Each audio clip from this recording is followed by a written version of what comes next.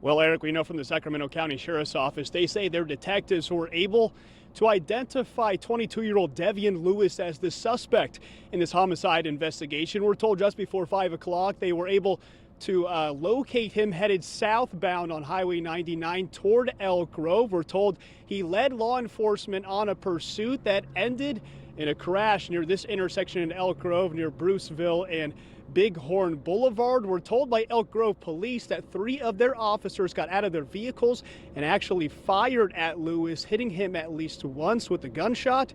Right now, they're still trying to figure out exactly why those officers discharged their weapons. Let's go back out to Fox 40's Mason Mauro with the latest of what he is seeing there. And Mason, I know you said that the waters have receded since, a couple of hours ago. Yeah, just within the past couple of hours, as you can see, we're going to zoom in and show you the several cars that are behind me here along Highway 99 near the Dillard Road exit. Just as I said, a couple hours ago, these vehicles were, I would say, completely submerged, and they still are stranded at this point. As you can see, the water surrounding Highway 99 is wide. They've cut it off, and California Highway Patrol has shut down the highway just south of Grant Line Road. And we're told by the fire department at Cosumnes rescue crews conducted, quote, dozens and dozens of water rescues in the last 24 hours. Most came out okay. Some were sent to the hospital with what we're told are serious injuries. But as you said, Eric, unfortunately, one person didn't make it. They were found in their stranded vehicle just off of 99, submerged around 10:30 this morning. Yeah, Eric, Public Works Director Ryan Moore tells me that he's had crews out virtually around the clock for the past week reporting to tree damage and down power lines, and they're going to continue to go out to all of these calls through tonight. And nothing's more evident than right here at 23rd and L Streets in Midtown, where you can see right over my shoulder here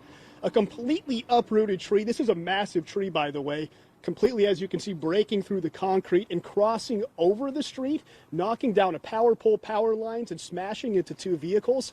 But sadly, as we've seen numerous video over the past week and even the past couple of days, this is not the only damage sustained here. Well, Eric, we've been out here for about an hour and a half, but we just found out in the past 10 minutes that there's actually an additional 3rd person that was involved in this house fire here in South Sacramento. We just learned from the battalion chief who's on scene here that it was a single family inside the home. Once they arrived just after 9:15, they put the fire out in about 7 to 10 minutes, and afterwards, unfortunately, they found that one person was killed in this house fire. Another was transported immediately with unspecified injuries, and we've come to learn now there was a 3rd person who was also injured in this fire. They were not transported to the hospital right away, but later they indicated that they may need to just go get checked out. And drivers near the Dillard Road exit on Highway 99 tell us that it was so dark at some points that they didn't even notice the floodwaters were that high until they were literally floating in them. Fox 40's Mason Mauro joining us live from that area now with what we know so far. Mason.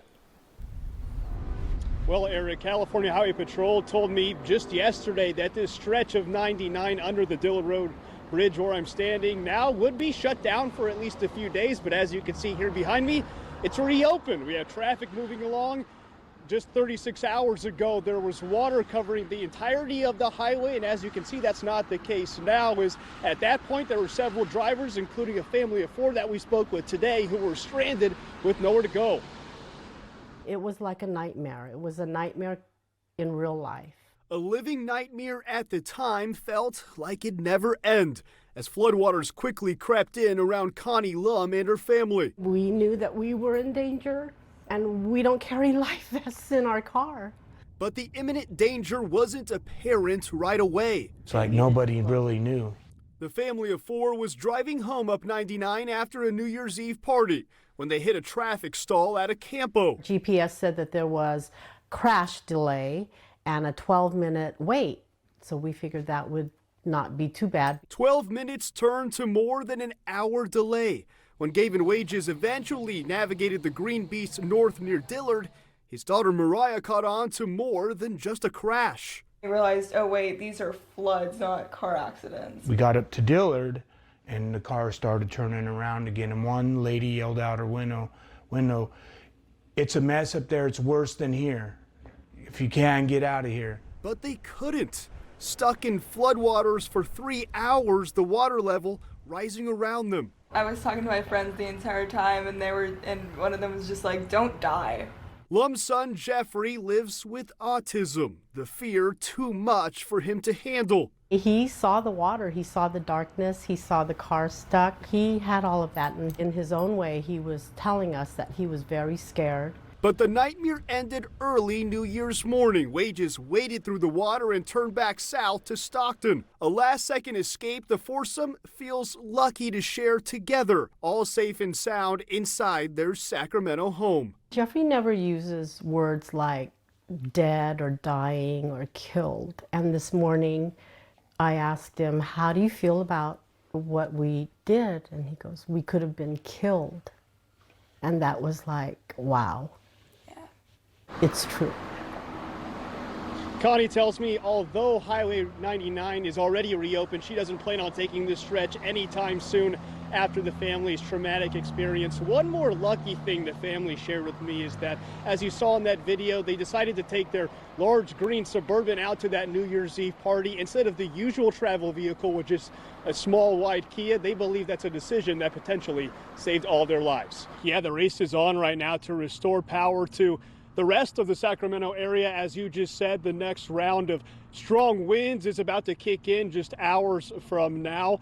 Here in West Sacramento, there are still several homeowners living without power. They can come right here to Fire Station 45 if they want to charge some of their devices or just find somewhere to stay where it's warm for a little while, as they now go on 100 hours without power.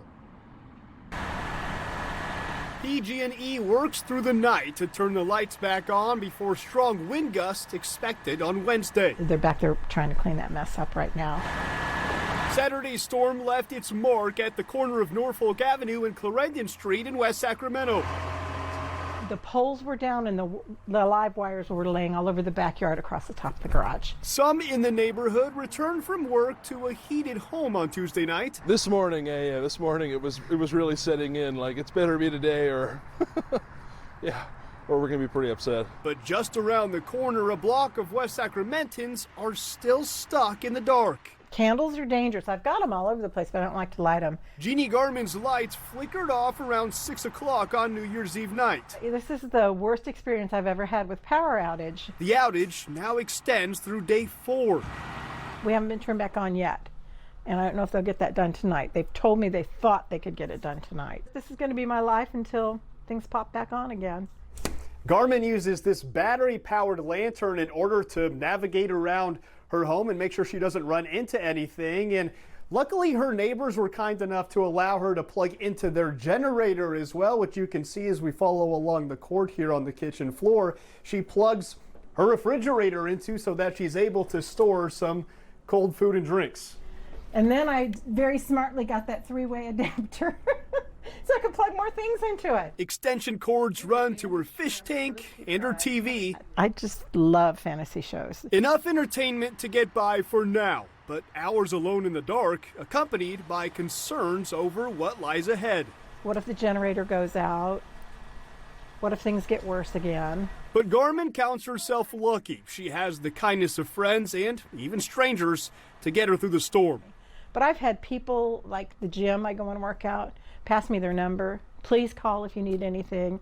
I said, hey, if I have to do a load of laundry, you might hear from me. CHP says the 22-year-old suspect ran a red light in that stolen vehicle.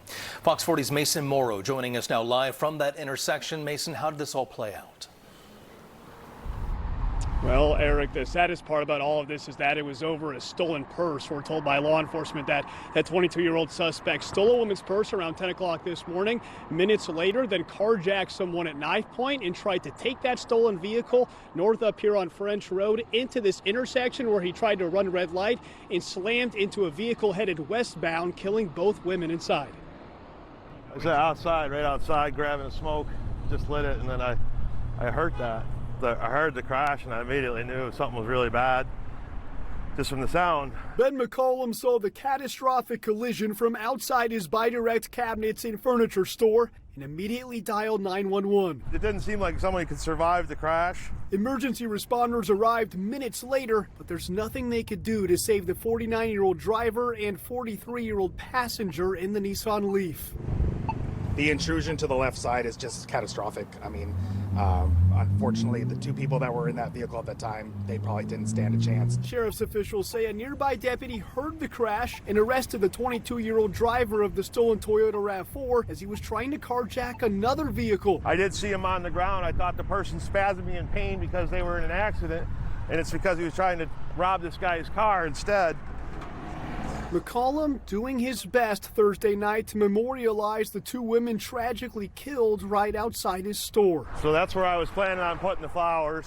Just a few minutes of time and a bit of twine to tie the bouquets to this chain link fence. You got to think about the poor women that just lost their lives. The very same one he stood behind just hours before, watching the aftermath of this horrific crash play out in real time. They lost their lives, as they say, senseless, you know, and it really is. All he can do now is find a way to honor the two women in his own way. I mean, I don't even know their names or anything. And he hopes others will follow his lead. Maybe if people come out, throw some flowers up or throw prayers up, it'd be good.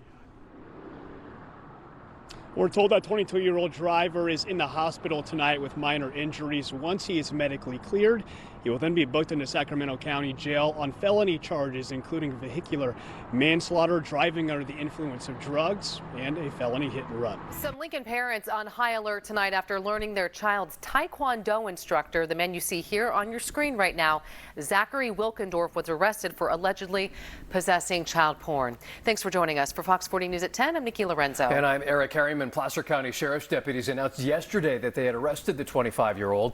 Wilkendorf was an instructor at Lincoln Family Taekwondo Academy. That's where we find Fox 40's Mason Mauro live tonight. Mason, we know that you were able to talk with some parents and some students at that academy. Give us a better idea of what they had to say about what happened there. Yeah, Eric, well, first we spoke with the gym owner here, William Wong, who tells us immediately after he found out about Wilkendorf's arrest, he then fired him. And like you said, tonight we spoke with two students here and their grandson, who also was at the gym. They tell me that they had some classes with Wilkendorf, and they say he's the last person they'd ever suspect of having some child porn. Boom, boom, there it is.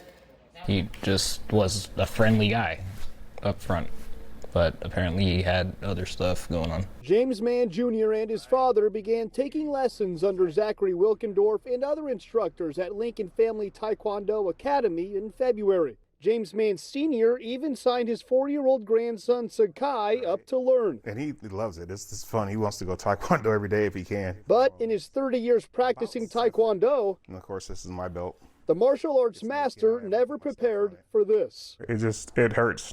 You got somebody that you know, respect, and trust, and to find out this kind of stuff, especially with kids of all things, you know, it's just devastating. The Placer County Sheriff's Office announced Monday instructor Zachary Wilkendorf was arrested for possessing, quote, numerous child pornography content. The Post says investigators worry there may be other unidentified victims, quote, based on Wilkendorf's access to children and the children pornography in his possession. So to hear that he's over there and has this secret that nobody knew about, like, wow. And yeah, he did hide it well, because nobody knew. The entire dojo is shocked. I didn't know he would even be into stuff like that, honestly. It's just, I'm still at a loss for words, honestly. I just don't know what to say. James Jr. tells Fox 40 he's picked up Taekwondo quickly under Wilkendorf's tutelage. There you go. A little bit better. And his father even considered the instructor a friend. This is somebody that, yeah, if I wasn't there, I'd feel comfortable dropping my grandson off and go run an errand real quick and come right back. James Sr. is thankful he never left little Zakai there alone with Wilkendorf. Now he's left with second thoughts, father and son searching for any signs they may have missed. Was there anything that none of us, like, did he try anything that we didn't see? In hindsight, watching him interact with my son and my grandson, I didn't see anything weird, and that's scary as hell.